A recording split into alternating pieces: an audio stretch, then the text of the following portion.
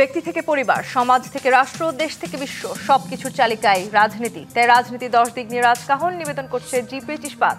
সাথে আছি আমি তাসনুভা তন্নি। জুলাই সনদকে দর কষাকষি করে বাংলাদেশের বিভিন্ন রাজনৈতিক দল এখন মুখোমুখি দাঁড়িয়েছে। এক সময় তারা বন্ধু ছিল, তারা একটা চক্রান্ত করছে। একটা ভাগ বাটোয়ারা সাজানো নির্বাচন, একটা সমঝোতা নির্বাচন করার পরিকল্পনা তারা করছে। বিএনপি ও জামায়াতকে ইঙ্গিত করে গতকাল রোববার এনসিপির আহ্বায়ক নাহিদ ইসলাম এমন অভিযোগ করে বলেছেন, তারা কোনো ক্ষমতা বা আসনের জন্য কারো সঙ্গে কোনো সমঝোতায় আগ্রহী নয়। তবে তাদের নীতি আদর্শের সঙ্গে যদি কোনো দল ঐকমত্য পোষণ করে, তাহলে তাদের সঙ্গে আলোচনার দরজা খোলা রেখেছে এনসিপি। এদিকে দলীয় সূত্রের বরাত দিয়ে গণমাধ্যমের তথ্য বলছে, ছাত্র উপদেষ্টারা চান এনসিপি আগামী নির্বাচন সামনে রেখে বিএনপির সঙ্গে জোট করুক। তবে এনসিপির শীর্ষ নেতৃত্ব সহ অধিকাংশ নেতা এর জন্য অন্তত 20টি আসন, নির্বাচনের মাঠে সাংগঠনিক সহায়তা এবং দলের বিদ্রোহী প্রার্থী না থাকার নিশ্চয়তা চান। অন্যদিকে এনসিপির ব্যাপারে কারো আগ্রহ থাকলেও বিএনপি দলীয়ভাবে খুব একটা আগ্রহ দেখাচ্ছে না বলে জানা গেছে। নির্বাচনী জোট নিয়ে এমন নানা সমীকরণের মধ্যে কার্যক্রম স্থগিত আওয়ামী লীগের ভোটের মাঠে অনুপস্থিতির নতুন সমীকরণ তৈরি করছে। প্রশ্ন উঠেছে, দলটির ভোট কে পাবে? আসন্ন নির্বাচনে জয় পরাজয়ী বা কতটা প্রভাব ফেলবে? এছাড়া গত 3 নির্বাচনের মতো এবারও কি ভাগ বাটোয়ারা সাজানো নির্বাচনের সুযোগ আছে? যদি থাকে, তাহলে গণঅভ্যুত্থান করে লাভ হলো কি? এসব নিয়ে আলোচনায় আজ রাজকাহন স্টুডিওতে আছেন গণফোরামের ভারপ্রাপ্ত সভাপতি অ্যাডভোকেট সুব্রত চৌধুরী, আছেন বিএনপির সহ স্বনির্ভর বিষয়ক সম্পাদক ও সাবেক সংসদ সদস্য নীলোফার চৌধুরী মনি, এবং আছেন জাতীয় নাগরিক পার্টির যুগ্ম সদস্য সচিব আলাউদ্দিন মোহাম্মদ। স্বাগত জানাচ্ছি আজকে রাজকাহনে।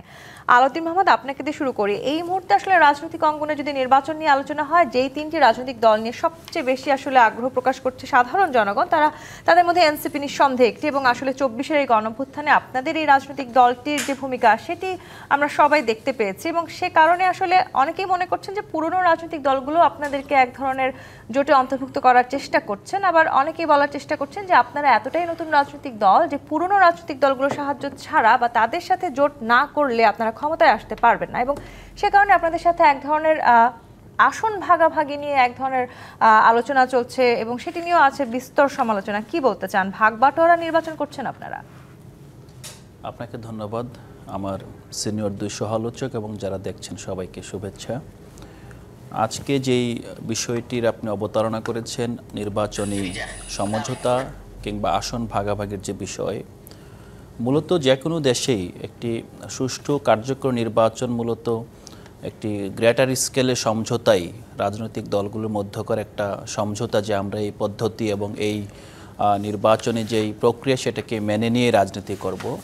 তো সেই প্রেক্ষিতে বাংলাদেশে 2024 সালের গণঅভ্যুত্থানের মাধ্যমে যে বিতাড়িত শক্তি, তারা যেহেতু এখানে দলীয়ভাবে এবং ব্যক্তি হিসেবেও বিভিন্নভাবে আপনার আসামের কাঠগড়ায় দাঁড়িয়ে আছে, পাশাপাশি আমরা জাতীয় রাজনীতিতে তাদের কোনো এই মুহূর্তে অংশগ্রহণ দেখতে পাচ্ছি না, বিচ্ছিন্ন কিছু সন্ত্রাস ছাড়া।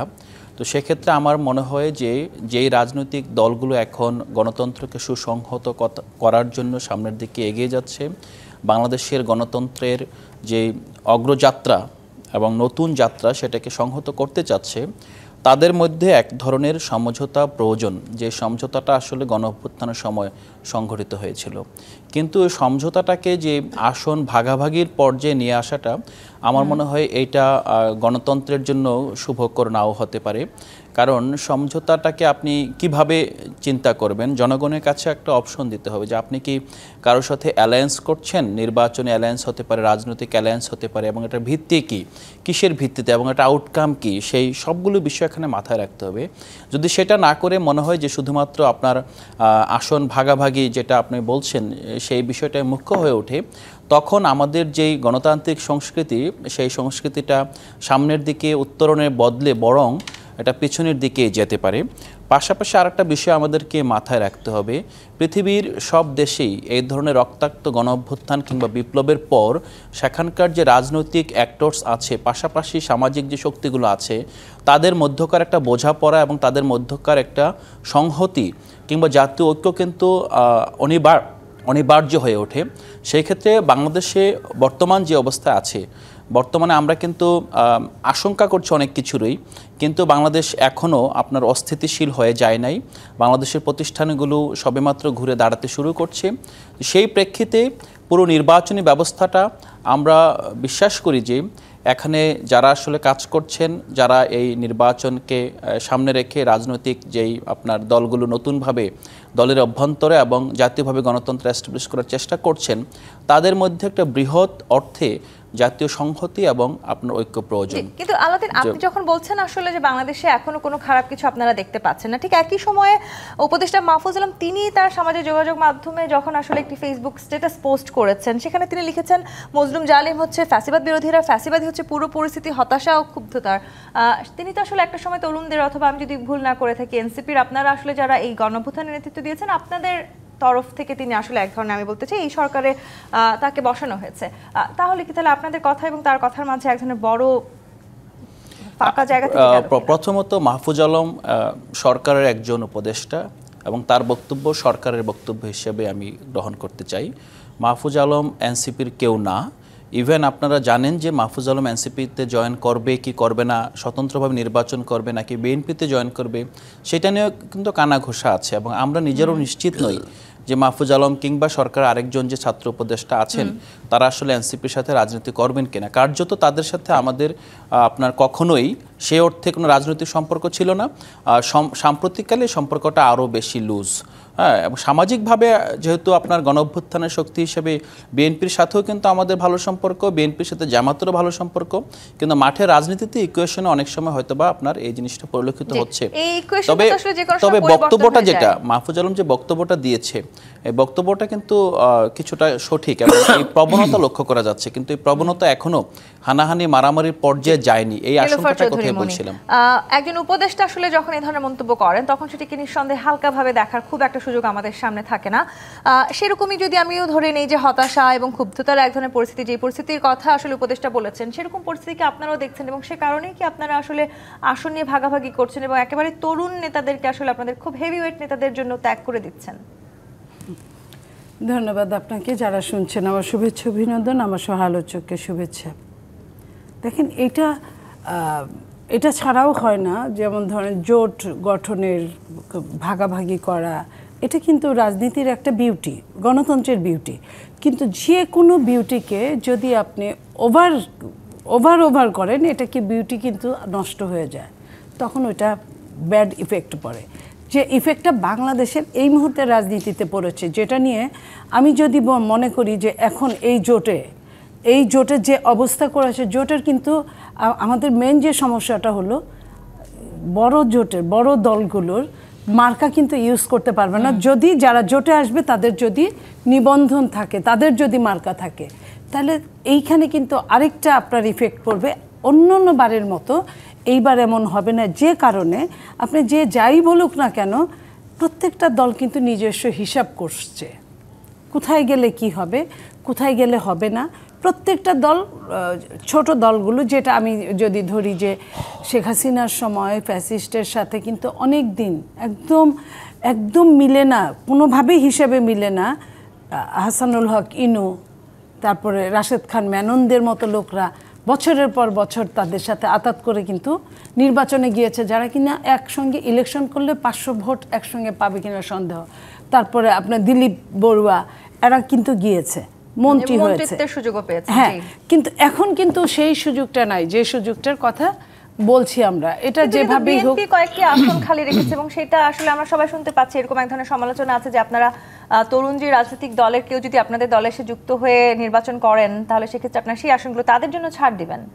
দেখেন, আমরা তো চাই সবাই মিলে, আমাদের নেতা কি বলেছিলেন যে আমরা একটা জাতীয় সরকার গঠন করতে চাই, যাদের সাথে আমরা কাজ করছি বা যারা কাজ করতে ইচ্ছুক আসতে চায়, এই রাষ্ট্রটা সবার রাষ্ট্র হিসেবে কাজ করার জন্য। কিন্তু এটা কিন্তু শেখ হাসিনা থাকা অবস্থায় বলা এই কথাগুলো, 31 দফার কথা বলা বা এই যে উচ্চ পরিষদের কথা বলা, এগুলো সব কিছুই কিন্তু আগে বলা, যে এটা বলতে কেউ যেন না পারে যে এটা এই হিসাব করে যে এখন আগের মতোই 2-3টা দল ইলেকশন করবে এই জন্য বলা না। তো আমরা ওইভাবে হিসাব করি। এখন ভোট দেওয়ার দায়িত্ব কিন্তু দলের না, দল বলবে। দল এখন যদি ধানের শীষ থাকতো তাহলে ধানের শীষের বলতে হয় না ওইভাবে, ধানের শীষের অনেকেই জানেও না কে দাঁড়িয়েছে, একটা মার্কাকে চিনে, মার্কাকেই ভোট দেয়। তো সেই জায়গায় তো এইবার ডিফারেন্ট অবস্থা হচ্ছে, হয়তো ওই এরিয়ায় ধানের শীষটাই থাকবে না, এটা হবে, কিন্তু মার্কাটা দেখা যাবে না। কিন্তু যে মার্কাটা এখানে যদি স্বতন্ত্র যদি দাঁড়িয়ে যায়, আমি ফ্র্যাঙ্কলি কথাগুলো বলছি, কারো ভালো লাগতে পারে, কারো মন্দ লাগতে পারে, কিন্তু এটাই রিয়াল। কিন্তু আবার এনসিপির নেতা তো এই বক্তব্য রেখেছেন যে আপনারা আসলে মুখোমুখি দাঁড়িয়েছেন বিভিন্ন রাজনৈতিক দল এবং একসময় আপনারা বন্ধু ছিলেন, এখন একটা চক্রান্ত করছেন। দেখেন, এখন রাজনীতি এমন একটা জায়গায় অনেকেই অনেক কথা বলতে পারে। আমরা তো এনসিপিকে নিয়েও এই একই কথা বলি যে এনসিপি তো যারা বলছে তাদের বি টিম হিসেবে তাদের আবির্ভাব হয়েছিল। ওরাই তো, যদি মাস্টার মাইন্ড যদি বলি সামনে থেকে বা বুদ্ধি খাটিয়ে গুপ্ত রাজনীতি করে, তারাই কিন্তু করেছে এবং তাদের সাথে এরা সহযোগিতা করেছে। এরা যখন আবার কেউ কেউ মুসলেকা দিয়েছে, তখন কিন্তু আরেকটা টিম ইতিমধ্যে দাঁড়িয়ে গেছে এবং বিএনপি এখানে সবসময় অতন্ত্র প্রহরীর মতোই ছিল এবং বিএনপির সাথে যারা জোটে ছিল তারাও তাই ছিল। তা এখন ওইটা যদি এখন তারা এই দুই দলের অতীত নিয়ে মিলিয়ে ফেলে, সেই অতীতে কিন্তু তারাও পড়ে, তাদের তখন কোনো দল ছিল না। তো এখন এই জিনিসটা এটাও আরেকটা হিসাব কষার জন্য এই ধরনের কথা আসতে পারে, আমি এটাও মনে করতে পারি। এটা আমি ফেলে দিতে পারি না। অ্যাডভোকেট সুব্রত চৌধুরী, নানান হিসাব নিকাশ চলছে এবং সবসময় আসলে আমরা একটি শব্দ ব্যবহার করি, সেটা হচ্ছে রাজনীতিতে শেষ বলে কিছু নেই, এবং সেই শেষ বলে যে কিছু নেই সেখানে আসলে হঠাৎ না, আপনি এটা কি বলেন, এটা তো সবচেয়ে অনৈতিক কথা। যারা এই সমস্ত বলে এদের নীতি আদর্শের কোনো ধারা কাছে এরা থাকে না। এগুলো তো এরশাদ বলতো সবসময়, এবং এরশাদে তো ভাগবাটোয়ারা নির্বাচন করেছে। আমরা কি সেই অবস্থায় আছি এখানে? 86-তে হাসিনার সাথে লং ড্রাইভে গিয়ে সে তো সিট ভাগাভাগি করেছে, কোন আসন ছাড়বে কোন আসন ছাড়বে না, কোনটা নীল লাল কালি দেবে, কোনটা সবুজ কালি দেবে, এগুলো তো আমরা তখন দেখেছি। 88 সনও তো একটা দেখেছি। এখন কেন সেসব প্রশ্ন আসতেছে? এগুলো তো সরকার করে। তাহলে ইউনূস সাহেবকে সে পথে পা বাড়িয়েছে। এনসিপি ভালো বলতে পারবে, এনসিপি তো ইউনূস সাহেবের সৃষ্টি। উনি তো উৎসাহ দিয়েছেন আমাদের তরুণদের যে তোমরা গিয়ে একটা রাজনৈতিক দল করো। উনি নিজে চেষ্টা করেছিলেন, তারপরে তো আমরা জানি কি ঘটনা 1/11-এর পরে কীভাবে ওনার সরে যেতে হলো। তাহলে তো উনি আসলে না, এই কথাটা এনসিপি কেন বলছে? এই ভাগ বাটোয়ারার নির্বাচন তো সরকার করে। তাহলে এনসিপির কথায় যদি আমরা বিশ্বাস করি, তাহলে ইউনূস সাহেব এই ষড়যন্ত্রের সাথে জড়িত। আর আপনি যদি বলেন জোটের কথা, এই উপমহাদেশের জোটের নির্বাচন তো সবসময় হয়েছে, আন্দোলনও হয়েছে জোটভিত্তিক, নির্বাচনও হয়েছে জোটভিত্তিক। এটাকে ভাগ বাটোয়ারা বলে না। এখানে যে বলছে জামাত ইসলামী বিএনপি ভাগ বাটোয়ারা, এই ধরনের কথাবার্তা বলে আমাদের রাজনীতির মধ্যে আবার এই সমস্ত কথাবার্তা বললে পরে তো আবার সবার মুখের ভাষা তো চেঞ্জ হয়ে যাবে। এবং তারা এটিও বলেছেন যে একটি সমঝোতা নির্বাচন করার পরিকল্পনা। কোনো সমঝোতা নাই। সরকার যদি না করে, কে কার সাথে সমঝোতা করবে? সমঝোতা করে সরকার যদি বলে যে আমি এনসিপিকে এত আসন দেব আর বাকিগুলো বিএনপি আর জামাত তারা ভোটের মাধ্যমে নিক, এটা সরকার করতে পারে এনসিপির ফেভারে। সরকার কোনো দলের না, নিরপেক্ষ নির্দলীয় সরকার। আমরা যেটা বলছি তাতে এখন রুটিন ওয়ার্ক করবে, তাই না?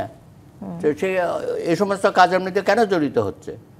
আমি মনে করি না এগুলো অনাকাঙ্ক্ষিত বক্তব্য দেওয়া হচ্ছে। আরে ভাই, আপনি এই যে সেই দিন শাহজাহান চৌধুরী চট্টগ্রামের জামাতের নেতা, সে তো মনে হচ্ছে যেন সে ক্ষমতায় বসে গেছে। এবং সে কি বলেছে? আমাদের কথায় উঠতে হবে, আমাদের কথায় বসতে হবে, আমাদের কথায় মামলা নিতে হবে, আমাদের কথায় মামলার থেকে মুক্ত করে ছেড়ে দিতে হবে। এবং বাধ্য, প্রশাসন পুলিশ বাধ্য। এরপরে সরকার তার বিরুদ্ধে কোনো ব্যবস্থা নিল না। এনসিপি কেন তাদের বিরুদ্ধে কথা বললো না? আমি তো এনসিপিকে করবো, একটা নতুন দল, তাদের একটা ভবিষ্যৎ আছে, কেন আসলে তখন আপনারা কথা বলেন না? সেই কথা না বলে এখন তারা সরকারের উপর দায়িত্ব পাচ্ছে। ভাগবাটোয়ার নির্বাচন ইউনূস করবে। এনসিপি যদি একথা বলে, আমি বলবো এনসিপি আঙ্গুলিটা ইউনূস সাহেবের দিকে দিয়েছে। এটা খুবই দুর্ভাগ্যজনক। এটা সত্য, দাদা যেটা বলেছেন এটা খুবই সত্য। এবং আমরা দেখেছি লন্ডন বৈঠকের পর সরকার মূলত সরকার নেই, সরকার বিএনপির হয়ে কাজ করছে। পাশাপাশি যেই বিষয়টি কক্সবাজারের শাহজাহান চৌধুরী বলেছেন, আমরা কিন্তু সাথে সাথে প্রতিবাদ জানিয়েছি। আমাদের একাধিক নেতা তারা সরকারকে জিজ্ঞেস করেছেন যে এটা কিভাবে সম্ভব। এটা একটি রাজনৈতিক দল যদি এখন পর্যন্ত, উনি কিন্তু আবেদন জানিয়েছে কাকে, আপনার দলের সিনিয়র নেতারা গিয়েছিলেন সেখানে ঢাকা থেকে, তাদেরকে বলেছেন যে আপনারা এই বিষয়গুলো খেয়াল রাখবেন যাতে প্রশাসন এইভাবে আমাদের পক্ষে কাজ করে। এখন প্রশাসন কিন্তু কাজ করছে ওইভাবেই। আপনারা জানেন যে গণঅভ্যুত্থানের পর যে প্রশাসনে জামাতের যে আধিপত্য তৈরি হয়েছিল, এটা কিন্তু বিএনপি এখনও জানে এবং বিএনপি সেই কারণেই মাহফুজ আলম এবং আসিফ মাহমুদের প্রতি অনেক সহানুভূতিশীল, কারণ তারা মন্ত্রণালয়ের মধ্যে চিঠি দিয়ে দুজন আপনার কথিত সমন্বয়কের নামে বিভিন্ন দপ্তরে পাঠিয়েছে যে তাদের কোনো রিকোয়েস্ট যাতে আপনার মেনে না নেওয়া হয়। সেই দুই সমন্বয়ক এখনও দুইটা আপনার দলের সাথে দল অথবা প্ল্যাটফর্মের সাথে যুক্ত আছেন। মূল বিষয়টা হলো যে আসিফ মাহমুদ, নাহিদ ইসলাম, মাহফুজ আলমরা তখন সরকারকে স্টেবিলাইজ করা এবং সরকার যে পুরোটা জামাত নিয়ন্ত্রণে যাবে না এই নিশ্চয়তা দেওয়ার জন্য অনেকগুলো নিয়োগ বন্ধ রেখেছিলেন। তখন কিন্তু স্বাভাবিকভাবে বিএনপির আপনার যারা প্রশাসনে ছিলেন, কেউ সিনিয়র অ্যাসিস্ট্যান্ট সেক্রেটারি হিসেবে 20 বছর কাটাচ্ছেন, তখন কিন্তু আপনার তাদেরকে 2-3 সপ্তাহের মধ্যে আপনার ট্রিপল প্রমোশন দিয়ে এডিশনাল সেক্রেটারি করা হয়। করানোর পর কিন্তু তাদেরকে বিভিন্ন পদে নিয়োগ দেওয়া হয় পক্ষান্তরে। মানে একটু এই প্রক্রিয়াটা এই প্রক্রিয়াটা একটু আরেকটু ব্যাখ্যার দাবি রাখে।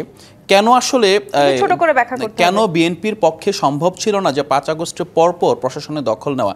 কারণ বিএনপির বেশিরভাগ আপনার যারা প্রশাসনে ছিলেন তারা ছিলেন চিহ্নিত বিএনপি, তারা বিভিন্নভাবে আপনার এখানে মার্জিনালাইজ ছিলেন, তাদেরকে প্রমোশন দেওয়া হতো না। পক্ষান্তরে যারা জামাত ইসলামের ছিলেন তারা কিন্তু চিহ্নিত ছিলেন না, তারা তাদের যেই পরিচয় গোপন করে সাধারণ আপনার আমলা হিসাবে কাজ করে তারা কিন্তু বিভিন্নভাবে প্রমোটেড ছিলেন। বাট তারা যে জামাতের, এটা কিন্তু জামাতের কাছে সেই তথ্য ছিল যেটা অন্যদের কাছে হয়তো ছিল না।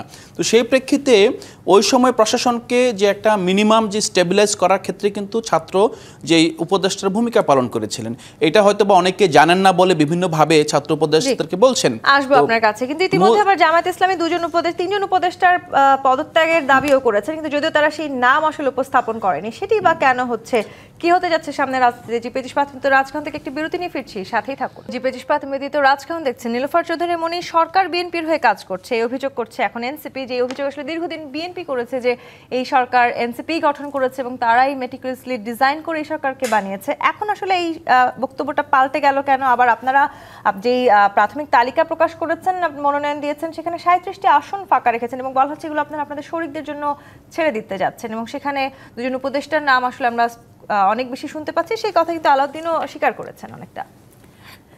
দেখেন, একটা কথা আমি বলি যে এনসিপিকে যারা বানিয়েছে, যিনি বানিয়েছেন, যিনার স্বার্থে এনসিপি গঠিত হয়েছে, আপনার মনে পড়ে যে সরকার প্রধান জয়েন করেই বলছিলেন যে আমাকে তো ছাত্ররা বসিয়েছে, এবং যে নামটা বলেছিলেন সে নামটা কিন্তু পরে কোনো অস্তিত্ব খুঁজে পাওয়া যায় না ওখানে, যে সেই মাস্টার মাইন্ড ছিল।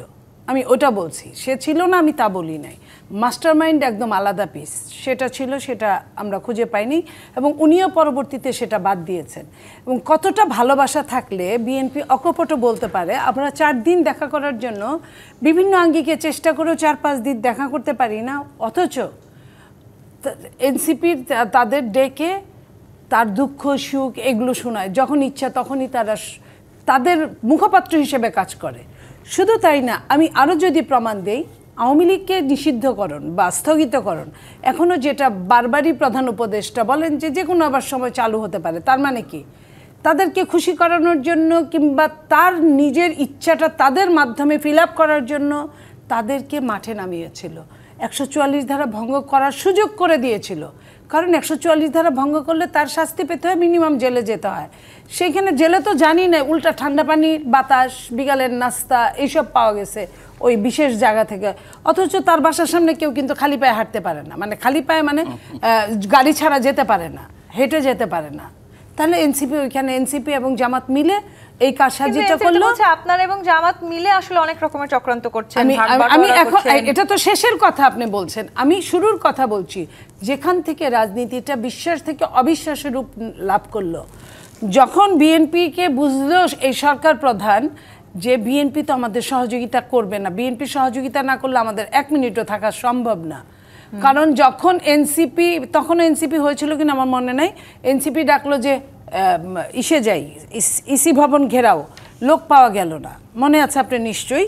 তো তখন থেকে তারা বুঝলো যে আমার তো সরকার প্রধান বুঝলেন তাহলে বা এখন সরকার সরকার বুঝলেন প্রধান যে BNP আমার হয়েই কি কাজ করছেন? বিএনপি ছাড়া চলবে না, শোনেন না। তারপরে বিএনপির ওখানে গিয়ে লন্ডনে গিয়ে যে মিটিংটা করেছে, এটা আমার কাছে আমার কাছে মনে হয় এটা এক ধরনের ব্লাব। আপনি মিলিয়ে নেবেন, লিখে রাখেন, বেশি তো টাইম নাই, 2-3 মাস টাইম আছে। এটা এক ধরনের মস্ত বড় ব্লাব। কারণ একজন ব্যবসায়ীর সাথে একজন রাজনীতি পেরে ওঠা খুব খুব ধুরন্ধর। তাও যদি থার্ড ওয়ার্ল্ডের কোনো ব্যবসায়ী হন, যার কিনা ব্যবসার চেয়ে অব্যবসায়ের দিকে চোখ বেশি, দৃষ্টি বেশি, সেই জায়গায় আমি মনে করি এটা আরেকটা ব্লাব। ভেতরে ভেতরে আমিও বলতে পারি, এনসিপির মতো আমিও বলতে পারি, ভেতরে ভেতরে তাদের সম্পর্ক অটুট আছে। এবং তাদের দিয়ে লাস্ট আপনার ট্রাম্প কার্ডটা কিন্তু তাদের হাতে, আমাদের হাতে। এই আপনার কিংস পার্টি নামে খ্যাত সরকার যাদেরকে বানিয়েছে, বা সরকার যাদের কথায় চলে, প্রশাসনকে আপনার বিকেন্দ্রীকরণ করেছে, নামমাত্র তথাকথিত বিকেন্দ্রীকরণ, এটাকে বিকেন্দ্রীকরণ বলে না। আগেরই ফ্যাসিস্টরা আছে, আর যেটা নতুন এসেছে তারা কিন্তু বিশেষ কোনো দল। চৌধুরী অনেকগুলো পয়েন্ট বলেছেন, নীলফার চৌধুরী মনি, ফেব্রুয়ারিতে নির্বাচন যেটা, সেটি আসলে অনেকটা হয়তো লোক দেখানো এরকম একটা কিছু বলার চেষ্টা করেছেন।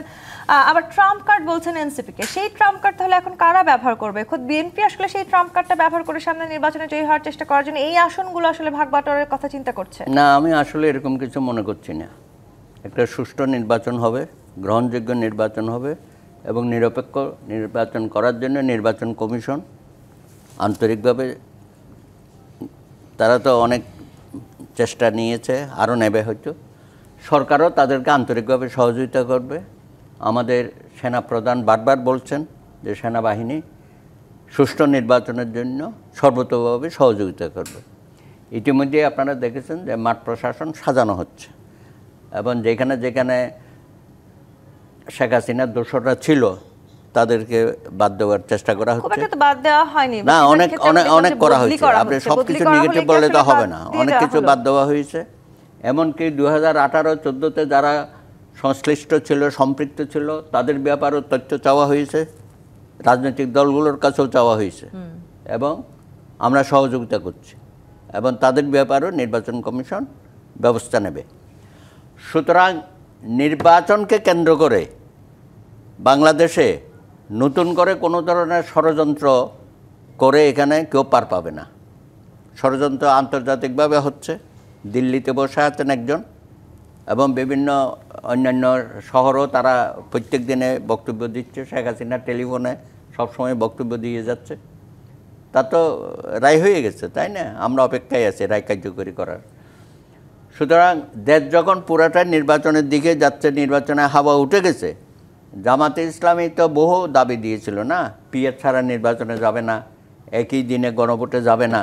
তা এখন তো ওইসব দাবি থেকে সরে এসে সব কিছুই তো, পিআরের এই দাবি তো এনসিপিও করেছে না, তারও তো চলে আসবে। আর এনসিপির একটা বড় ভুল হয়ে গেছে, তারা জুলাই সনদে এখনো স্বাক্ষর করে না। আমি তো মনে করব আগামী দিনে এনসিপির সম্পর্কে যদি আমরা কথা বলি, এটা একটা বড় সমালোচনা হবে। জুলাই সনদ তো তাদের অগ্রভাগে থাকার কথা।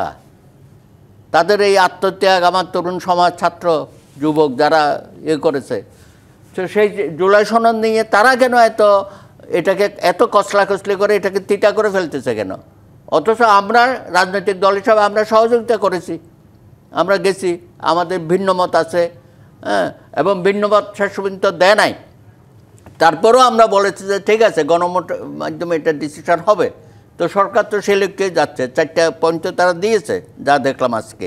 কী ধরনের প্রশ্নগুলো থাকবে? হ্যাঁ অথবা না। হ্যাঁ, সেখানে একটা প্রশ্ন হচ্ছে, আপনি হয়তো 2টাতে হ্যাঁ বা 2টাতে না দেবেন, সেটার ইয়েটা নাই, স্কোপটা এখানে রাখা হয়নি। আপনাকে দিলে 4টাতেই হ্যাঁ দিতে হবে, না হলে না দিতে হবে। সুতরাং এখানে একটা জটিলতা সৃষ্টি হতে পারে। এমনও তো হতে পারে যে না ভোট পরাজিত হয়ে গেল, তাহলে এটা তো আমরা কেউ চাই না। আমার জুলাই যোদ্ধারাও তো চায় না, এনসিপি তো চায় না। এনসিপি তো চাইবে হ্যাঁ ভোটের পক্ষে যেন, তাহলে ওখানে একটা প্রচারণা লাগবে।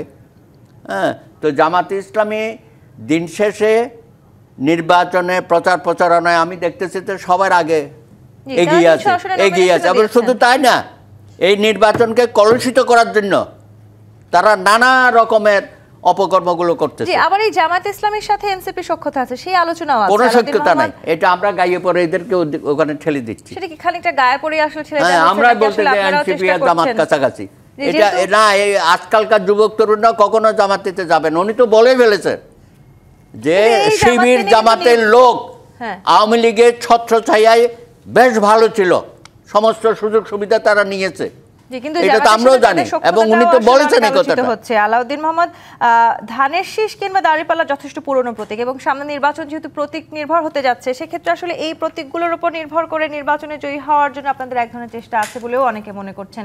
সে কারণেই আপনারা আসলে এই আসন ভাগাভাগি করার কথা ভাবছেন কি? আমি মনে হয় যে এই উত্তর আমি আগেও দিয়েছি। আমরা সিরিয়াসলি আসন ভাগাভাগির কথা ভাবছি না। আমি যেখান থেকে এসেছি, আমরা গত 2 দিন যাবত প্রায় 1400 প্রার্থীর ইন্টারভিউ নিয়েছি। ইন্টারভিউ ঠিক না, মত বিনিময় নিয়েছি।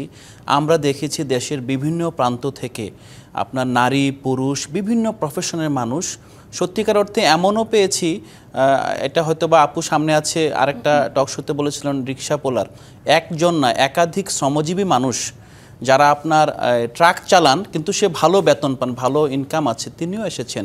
তিনি আসলে এমপি হতে চান।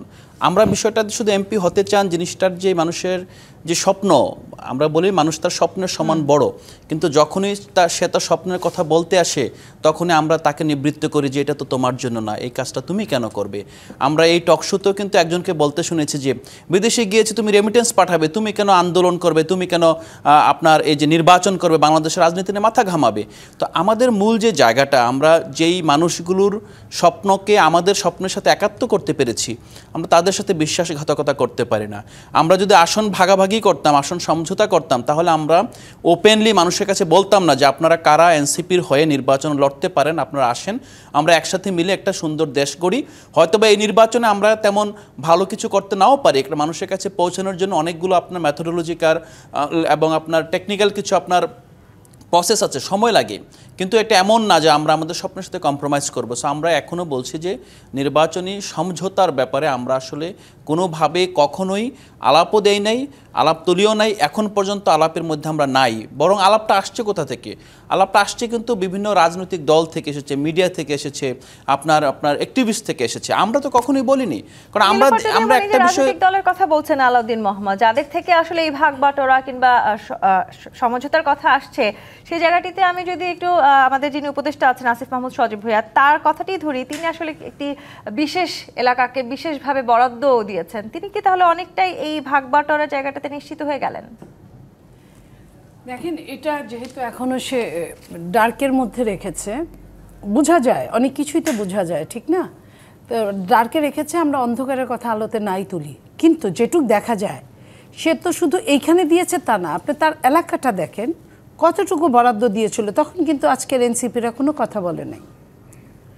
তখন যদি বলতো, যদি প্রথমেই একটা অনির্বাচিত সরকার তো এত বরাদ্দ এত কিছু দিতে পারে না, সে প্রাথমিক চলার জন্য যেটুকু দরকার সেটুকু দিতে পারে। অন্য অন্য জেলায় তার বরাদ্দ দেখে না, নিজের এলাকাটায় যখন মনে করেছিল যে আমি ওইখান থেকে ইলেকশন করব, তার বরাদ্দ কিন্তু আকাশ সম বাংলাদেশের তুলনায়। ওই সময় হিসেবে আশঙ্কা এনসিপি এই মুহূর্তে করছে এক ধরনের ভাগ বাটোয়ারা কিংবা সাজানো নির্বাচন হতে পারে, সেই সুযোগ এখনকার সময় আছে কিনা? অ্যাডভোকেট সুব্রত চৌধুরী, এই প্রশ্ন উত্তর আমি নিব। একটি বিরতি নেওয়ার সময় হয়েছে। দর্শক, জিপেজ ইস্পাত তৃতীয় রাজকাহন থেকে বিরতি নিয়ে ফিরছি, সাথেই থাকুন। জিপেজ ইস্পাত তৃতীয় রাজকাহন দেখছেন। অ্যাডভোকেট সুব্রত চৌধুরী, ভাগ বাটোয়ারা কিংবা সাজানো নির্বাচনের মতন যে আশঙ্কা আসলে আমরা প্রকাশ করছি, সেরকম কিছুর কি সম্ভাবনা 2000? আপনি যখন এই সমস্ত শব্দ উচ্চারণ করেন না, তখন আমি তো নিজেকে আর রাখতে পারি না। শব্দগুলো তো আমি বলছি না, এনসিপি নেতা বলেছেন। কেন এটা হবে? আমাদের সামনে যে একটা সম্ভাবনা সৃষ্টি হলো, এতদিন আমরা একসাথে চললাম, আন্দোলন করলাম, এখন ভোটের প্রস্তাব চলে আসছে, এখন এই ধরনের বক্তব্য দিয়ে পুরো জিনিসটাকে আমরা কলুষিত করছি, এবং শেষ পর্যন্ত দেখা যাবে ইউনূস সাহেব বলবে যে নির্বাচনটা আরো কিছুদিন পিছিয়ে দিই, যেটা জামাত চাচ্ছে। আমরা এনসিপিও যাবে কয়েকদিন পরে, না আমি এনসিপিকে এত বলবো না, কারণ তারা চেষ্টা করছে, তারা কখনো জামাতের সাথে যাবে না, আমি এটা গ্যারান্টি দিয়ে বলতে পারি। তবে আমরা কেন এই ফাঁদে পা দেব? এবং জামাতকে বলবো যে ভাই আপনারা ক্ষমতায় যাওয়ার আগে যেভাবে জাতিকে সবক দিচ্ছেন তাতে মনে হয় যে বলছে না যে এবার নাকি আল্লাহর ওহী নাজেল হয়েছে যে জামাত ক্ষমতা যাবেই, এই ধরনের কথাবার্তা তারা বলা শুরু করেছে।